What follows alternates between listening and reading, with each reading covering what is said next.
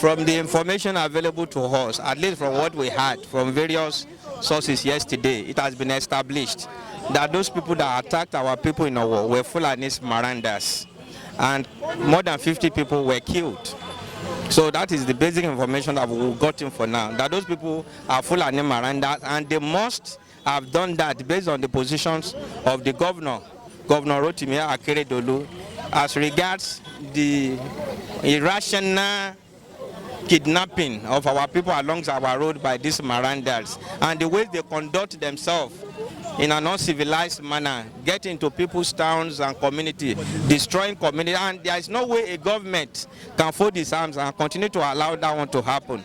We've not forgotten what led the governor and other governor in Southwest to create the security outfit called Amotekun. It's as a result of these Marandas that we cannot continually allow them to continue to intimidate and terrorize our people. So what do you think the Ondo State government and the people of Ondo State should do to curb the insecurity happening in their states? Yeah, the most fundamental thing is that we should have a deep understanding of what is happening, because this is not the only area where such is taking place. The Marandas are everywhere. It has to do with philosophy. It is an obvious fact that an average Fulani never believes in the philosophy that the land is owned by man. Because of the nature of their maranding, the way they conduct themselves, you must understand that it is weather that decides or that dictates their life. In lieu of this, they never believe that the land is owned by man. And contrary to our mindset in the south here, we are farmers.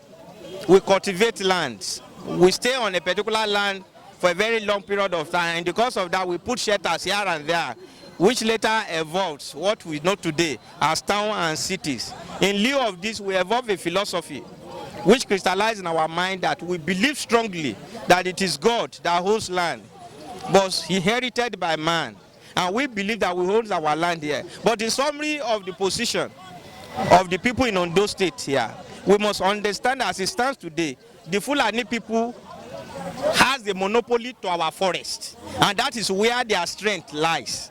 We must know, for we to solve this problem, that monopoly must be broken, and the only way to break this monopoly is to mobilize our people who have already mastered the nook and crannies of the forest. I'm talking about the hunters, to recruit them into civil service work, stations in the forest. So whatever that happens in the forest, the government is aware of it, which will compel them to take a proactive actions. Because these people, there's no way they can survive without forest. They live in the forest, they train in the forest, they have their camp in the forest, and their route is in the forest. So if we can break that their monopoly over there by using our hunters, things of this nature will never repeat itself again. Because I can tell you, these people might have come from like 2 states away from this place. I'm 100% sure by virtue of the activities of the Amotekuns in Ondo State, there's no way those people have their camp presently in our forest. They might have it in Kogi, Benue, and they can move overnight. Their route is in the forest. Their camp is in the forest. So if we have our forest policed by our hunters, the monopoly will be broken. So it becomes impracticable for them to invade and attack us without us knowing it. It was a massacre indeed. It was a national catastrophe. It was a national disaster. It was a Black Sunday. It was an heinous crime against humanity. It is a day that the Marundas, these blood-sucking demons, came to our world, to destroy lives and properties. Of course, we are not surprised. These have been the activities in other states, but I'm sure they have a plan, they have a target, but they will fail. They thought they can, reduce the strength of the governor. Akita has been a very loud voice when it comes to issue of security in this country. When I saw the picture of what happened yesterday, my heart bleeds. It's like I should be crying. A lot of innocent people lost their life, innocent worshippers who are just on Sunday to come and observe the normal service. And these people came with their evil and dastardly acts and killed those people. I'm sure they won't go unpunished. Heaven will not forgive them. Their children will be a victim. For many of them, they will sleep, they will not wake up. Many of them will run mad. Many of them, the anger and vengeance of Lord will come upon them. Many of them, they won't survive what they did, because it was a serious crime. We no longer have value for lives. Can you just go and kill another innocent human beings for no reasons and think you will go scot-free? You think God will forgive you? What is your reason for doing that? These are people who are just in the church to come and observe the service. What is now your advice to the Ondo State government and the people of Ondo State generally? Of course, I sympathize with the governor, I sympathize with the people of Owo, I sympathize with the Catholic Church, I sympathize with the Olowo of Owo, but the people must be, they must be calm. They don't have to go violent. They must not take law into their hands. They must cooperate with the police and other security agencies. They must, be proactive to security issues. When they sense anything, they should report at when due, so that this thing will not, reoccur again. And they should make sure they are up to their toes. They should not allow, that thing to damp their spirit. The perpetrators, they will not go unpunished. They won't go unpunished. You just mark my word. They're going to be arrested. The governor have said it, that they won't go unpunished, and I'm convinced they won't go unpunished. So I would say I am not surprised. I am not surprised in the sense that based on my little experience, I would say little experience because at least I worked with Shell for about 3 years, and I worked with Unilever, former Liver Boras, for more than 20 years.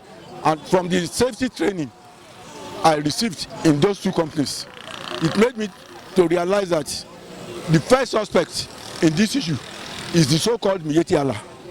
And Miyetti Allah is maybe an organization or union for all these cattle rearers into that nation. If you can still remember some months ago, more than a year, when they formed Amotekun, if not for Akeredolu, Amotekun would have not come into existence. But because of his legal background and experience in law, he made sure that thing was formed. And the Miyetti Allah people who have been killing people in different parts of the country, stealing people's properties in different parts of the country, no single Miyetti Allah member has been arrested by police because they have their son in strategic places at federal level. That's the bitter truth. And the man, at the end of the day, when Amotekun started functioning, he was seriously annoyed with Akeredolu, and he vowed that they would deal with Akeredolu. I can still remember vividly. Papers carried it. He said it. So the man cannot deny it. And if you look back at some of the dailies that in the past, when they just formed Amotekun, you will still find it. So the first suspect is Miyetti Allah and their leader. Badejo, I don't know what they will call him, because Badejo sounds like a bad name, but I know they have their own pronunciation. And another thing is, our leaders at federal level, they should be ashamed. Many of them are patrons to Miyetti Allah, and that's why they will not be able to do anything. Miyetti Allah members have been killing people in different parts of the country. They don't hide it. You have pictures showing cattle rearers. I don't know anywhere in the world where they have been using AK-47 to rear cattle. So many of their members are carrying AK-47 around, dealing with people. So your Bible will say, Ajekela no Mokuleni, this same president of Miyetti Allah, Badejo, and many people in government now at federal level, they are part of the board of directors or directors of Miyetti Allah. So that's why none of them will ever be arrested.